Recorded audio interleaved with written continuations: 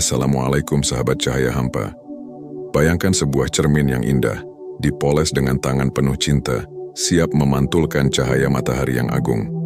Namun hanya setitik debu, hanya sedikit noda kecil, sudah cukup untuk merusak pantulan itu.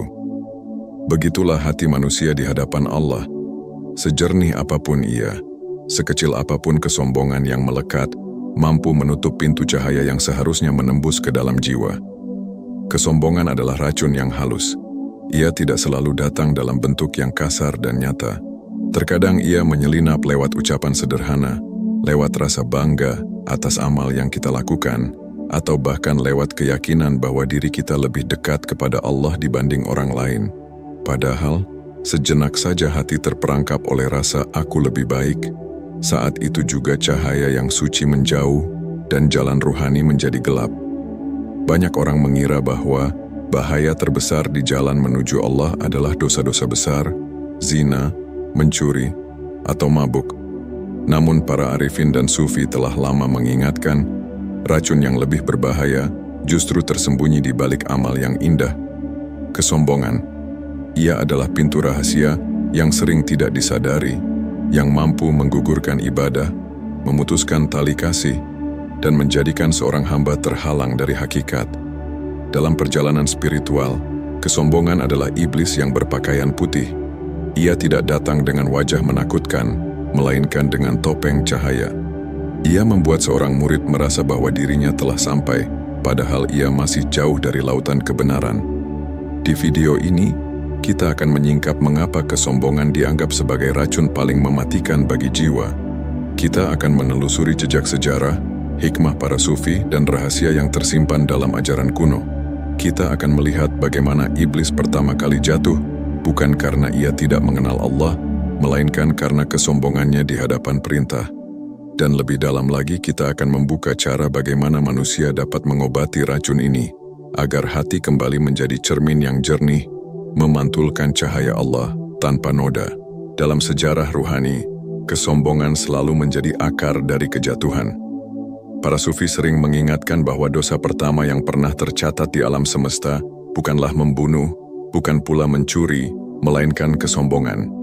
Ketika Allah memerintahkan seluruh malaikat dan iblis untuk bersujud kepada Adam, semua tunduk kecuali satu. Iblis berkata, "Aku lebih baik daripada dia. Engkau ciptakan aku dari api, dan engkau ciptakan dia dari tanah."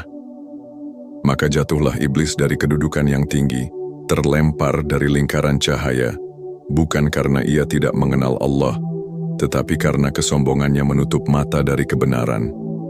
Inilah simbol besar yang diwariskan sepanjang zaman, bahwa kesombongan bukan sekadar sifat buruk, melainkan tirai yang menutupi hati dari cahaya hakikat. Kesombongan adalah penghalang utama bagi siapapun yang berjalan di jalan Allah, sebagaimana ia menjadi sebab kejatuhan makhluk yang dulu, termasuk dalam barisan ahli ibadah. Filosofi tasawuf menjelaskan, manusia diciptakan dengan dua sisi, satu sisi yang mengangkatnya ke langit, dan satu sisi yang menahannya di bumi.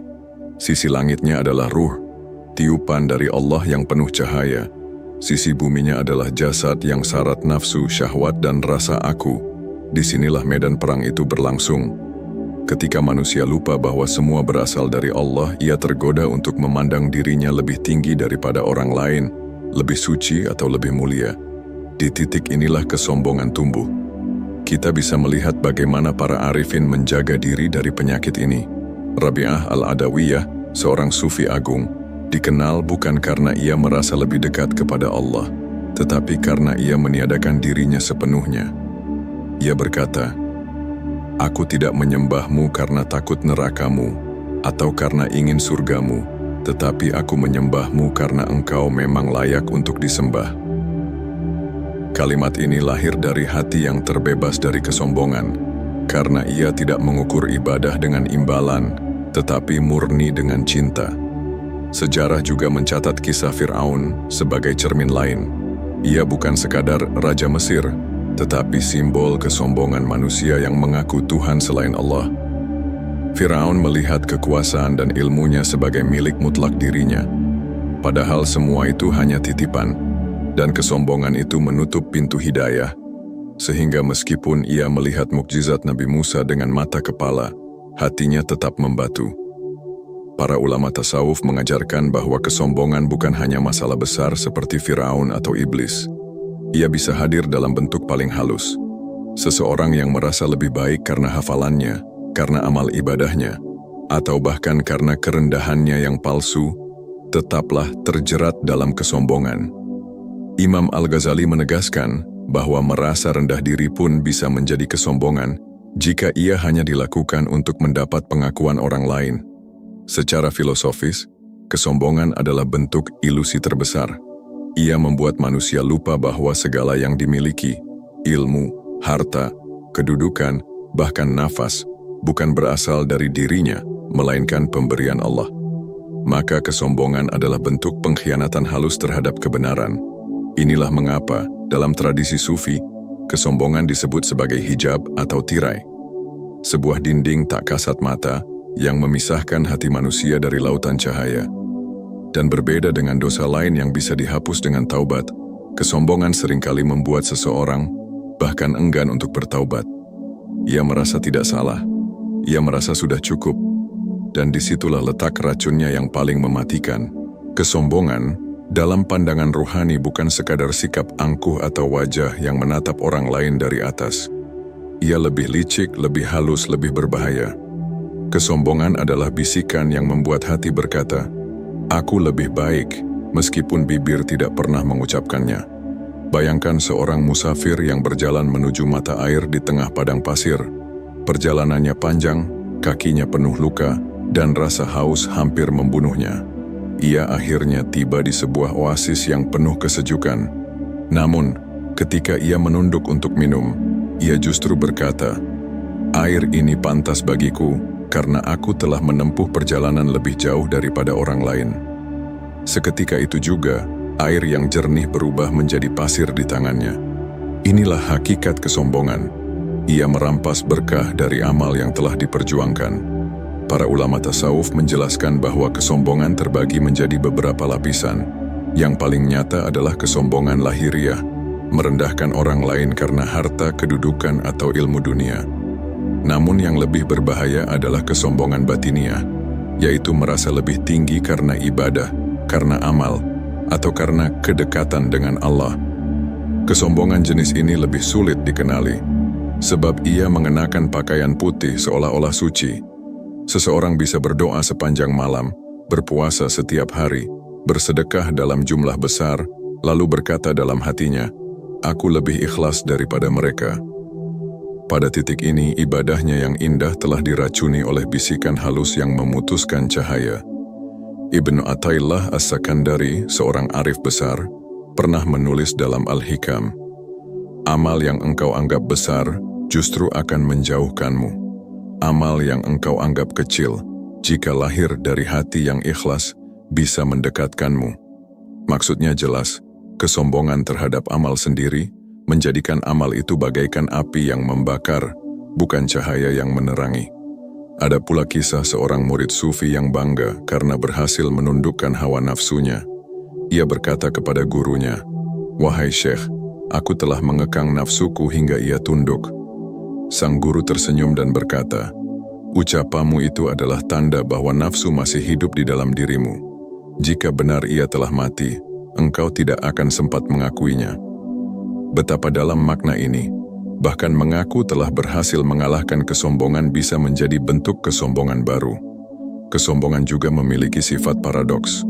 Ia seringkali membuat seseorang semakin jauh dari Allah, padahal ia merasa semakin dekat. Inilah ilusi ruhani yang menipu banyak pencari jalan. Saat seseorang merasa dirinya sudah mencapai puncak, ia berhenti mendaki. Padahal, jalan menuju Allah tidak memiliki ujung. Analogi yang indah digunakan oleh para sufi adalah cermin. Hati manusia adalah cermin yang hanya bisa memantulkan cahaya Allah jika benar-benar jernih. Kesombongan bagaikan kabut tipis yang menempel di permukaan. Ia mungkin terlihat kecil, tetapi cukup untuk membuat pantulan cahaya menjadi kabur. Dan semakin lama kabut itu dibiarkan, semakin tebal ia menutup. Kita juga perlu memahami bahwa kesombongan bukan hanya masalah hubungan dengan orang lain. Ia adalah masalah hubungan dengan Allah. Ketika seseorang merasa bahwa segala kebaikan lahir dari dirinya sendiri, ia secara halus telah mencuri hak Allah sebagai sumber segala amal. Amal hanyalah titipan, ilmu hanyalah anugerah, kedudukan hanyalah ujian. Begitu manusia lupa, ia sedang berjalan di jalan yang sama dengan iblis, menganggap dirinya lebih baik karena unsur yang dimilikinya. Inilah mengapa para guru ruhani selalu mengingatkan murid-muridnya dengan kalimat sederhana. Setiap kebaikan yang kau lakukan bukanlah milikmu, melainkan karunia. Dengan kesadaran ini, pintu kesombongan perlahan terkunci, dan hati tetap terbuka bagi cahaya. Kesombongan, dalam intinya, adalah hijab yang menggugurkan cahaya. Ia membuat manusia melihat dirinya sendiri, bukan Allah. Ia menutup pandangan batin dari samudra luas hakikat, dan menukar cahaya tak terbatas dengan kepuasan diri yang semu. Kesombongan adalah racun yang aneh. Ia tidak hanya muncul dalam bentuk merasa lebih tinggi dari orang lain, tetapi juga dapat menyusup dalam bentuk yang berlawanan, rasa rendah diri yang berlebihan. Bagaimana mungkin? Bukankah rendah hati adalah kebalikan dari sombong? Para sufi menjelaskan, jika seseorang merasa dirinya hina, lalu berharap orang lain mengakuinya sebagai sosok rendah hati, itu bukan kerendahan hati sejati. Itu hanyalah kesombongan yang menyamar. Inilah paradoks pertama dari kesombongan. Ia bisa bersembunyi di balik pakaian kerendahan. Bahkan, seorang fakir yang tidak memiliki apa-apa bisa terperangkap di dalamnya jika ia menganggap kefakirannya membuatnya lebih mulia daripada orang kaya. Pada hakikatnya, kesombongan bukan soal apa yang kita miliki atau tidak miliki, melainkan bagaimana hati memandang dirinya sendiri. Paradoks kedua, kesombongan sering tumbuh di tanah yang sama dengan ibadah. Amal yang seharusnya menjadi jalan menuju Allah justru bisa berubah menjadi tembok yang memisahkan. Salat, puasa, zikir, ilmu, semua ini bisa menjadi cermin cahaya, tetapi jika hati berkata, "Aku lebih baik karena aku melakukannya," maka amal itu kehilangan ruh. Seperti bunga yang indah, namun tanpa aroma, ia hanya hiasan kosong. Para ulama membedakan antara ujub dan kesombongan. Ujub adalah merasa kagum pada diri sendiri tanpa membandingkan dengan orang lain. Kesombongan adalah merasa lebih tinggi dibanding orang lain. Namun keduanya berasal dari akar yang sama. Lupa bahwa semua berasal dari Allah. Ujub adalah api kecil, kesombongan adalah nyala besar. Tetapi api kecil yang dibiarkan tetap bisa membakar rumah seluruhnya. Mari kita renungkan lebih dalam. Mengapa Allah begitu membenci kesombongan? Sebab kesombongan adalah klaim palsu atas keagungan. Hanya Allah yang berhak atas sifat maha besar, maha agung, maha tinggi. Ketika manusia menyombongkan diri, walau sekecil debu, ia seakan merebut mahkota keagungan dari tangan sang raja. Tidak ada dosa yang lebih berat daripada berpura-pura menjadi apa yang hanya layak bagi Allah. Imam Al-Ghazali pernah menyingkap rahasia ini. Beliau menjelaskan bahwa kesombongan muncul dari 3 sumber: ilmu, ibadah, dan kedudukan. Seorang alim bisa sombong karena ilmunya. Seorang ahli ibadah bisa sombong karena amalnya. Seorang pemimpin bisa sombong karena kekuasaannya. Namun, semua itu hanyalah pinjaman. Ilmu bisa hilang, amal bisa gugur, kedudukan bisa runtuh. Yang kekal hanyalah Allah. Maka kesombongan pada hakikatnya adalah berpegang pada bayangan, bukan pada cahaya. Lebih jauh lagi, ada sebuah rahasia yang jarang diungkap. Kesombongan seringkali menjadi alasan mengapa seseorang tidak bisa menerima kebenaran, meskipun kebenaran itu ada di depan matanya. Lihatlah Abu Jahal. Ia tahu Muhammad adalah seorang yang jujur. Ia tahu ayat-ayat Al-Quran memiliki keindahan yang tak tertandingi, namun ia menolak. Mengapa? Karena kesombongannya menolak untuk mengakui bahwa seorang yatim piatu dari Bani Hashim bisa menjadi utusan Allah. Kesombongan membutakan mata batinnya, dan pintu hidayah tertutup rapat. Rahasia ini berlaku sampai hari ini. Berapa banyak orang yang menolak kebenaran hanya karena ia datang dari orang yang mereka anggap lebih rendah? Berapa banyak yang tidak mau belajar karena gurunya lebih muda? Berapa banyak yang menolak nasihat karena ia datang dari orang miskin? Kesombongan selalu mencari alasan untuk menolak cahaya, bukan karena cahaya itu tidak ada, tetapi karena hati telah tertutup.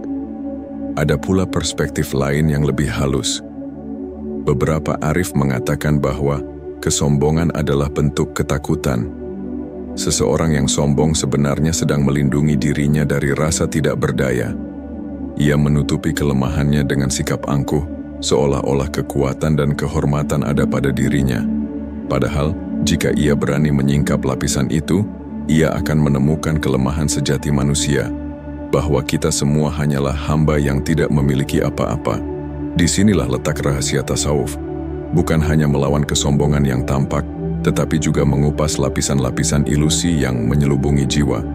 Hingga akhirnya, hati benar-benar hancur di hadapan Allah, menyadari bahwa tidak ada aku yang bisa dibanggakan. Yang ada hanyalah Allah. Setelah memahami betapa liciknya kesombongan, pertanyaan terbesar adalah, bagaimana cara kita melawannya? Bagaimana seorang pencari ruhani bisa menjaga hatinya tetap jernih di hadapan Allah, tanpa terperangkap oleh racun halus yang bersembunyi dalam amal dan ucapan? Para guru tasawuf mengajarkan bahwa obat dari kesombongan adalah muraqabah, kesadaran penuh bahwa setiap detik kita berada di hadapan Allah. Dengan kesadaran ini, seorang hamba akan selalu ingat bahwa ia tidak memiliki apa-apa. Segala sesuatu adalah titipan. Nafas, ilmu, bahkan detak jantung, semuanya bukan miliknya. Begitu hati benar-benar sadar, kesombongan tidak akan menemukan ruang untuk tumbuh. 1. Latihan, menyadari titipan. Setiap kali kita berhasil melakukan sesuatu, salat malam, sedekah, atau bahkan sekadar menolong orang lain, hentikan sejenak, tarik napas, lalu katakan dalam hati, ini bukan dariku, ini hanyalah titipan dari Allah. Dengan latihan ini, amal yang biasanya menjadi bahan kesombongan justru menjadi jembatan kerendahan hati. 2. Mengingat kelemahan diri. Salah satu cara yang diajarkan para sufi adalah dengan selalu mengingat dosa-dosa masa lalu, tanpa larut dalam putus asa. Ketika kesombongan mulai tumbuh, segera hadirkan bayangan kesalahan yang pernah dilakukan. Kesadaran ini menurunkan kepala, menundukkan hati, dan mematahkan klaim, aku lebih baik. 3. Bergaul dengan orang yang lebih rendah. Imam Al-Ghazali menganjurkan agar seorang murid ruhani tidak hanya bergaul dengan ulama atau orang-orang mulia, tetapi juga dengan orang miskin, anak yatim, atau orang yang sederhana. Dengan begitu, hati belajar bahwa kemuliaan bukan diukur dari dunia, dan kesombongan perlahan luluh. 4. Menyembunyikan amal. Salah satu latihan efektif adalah menyembunyikan amal. Jangan selalu menceritakan kebaikan yang kita lakukan. Jika bisa, lakukan amal baik yang hanya diketahui oleh Allah. Dengan cara ini, hati tidak mendapat kesempatan untuk berbangga diri di hadapan manusia. Amal yang tersembunyi adalah tameng dari kesombongan. 5. Zikir penghancur ego. Para sufi memiliki zikir khusus untuk menghancurkan kesombongan. La ilaha illallah. Kalimat ini bukan hanya syahadat, tetapi juga pengingat bahwa tidak ada aku yang layak diagungkan. Hanya Allah yang berhak atas keagungan. Saat zikir ini benar-benar meresap, ego perlahan hancur dan kesombongan meleleh bagaikan lilin terkena api. 6. Latihan mengucapkan. Terima kasih. Kesombongan sering membuat manusia merasa bahwa semua pencapaiannya adalah hasil usaha sendiri. Latihan sederhana namun mendalam adalah selalu mengucapkan terima kasih kepada manusia maupun kepada Allah. Ucapan syukur meluruhkan rasa memiliki dan membuka pintu kerendahan hati. 7. Membiasakan doa rendah hati. Para sufi sering membaca doa Nabi Yunus. La ilaha illa anta subhanaka inni kuntu minaz zalimin. Tiada Tuhan selain Engkau, Maha Suci Engkau, sesungguhnya aku termasuk orang yang zalim. Doa ini adalah senjata untuk mengingatkan diri bahwa kita hanyalah hamba penuh kelemahan. Dengan latihan-latihan ini, kesombongan yang halus perlahan akan melemah. Bukan berarti kita akan terbebas sepenuhnya, karena kesombongan adalah racun yang terus mencoba masuk. Namun, dengan kewaspadaan dan kesadaran, kita bisa menjadikan hati sebagai medan perang yang selalu dimenangkan oleh cahaya.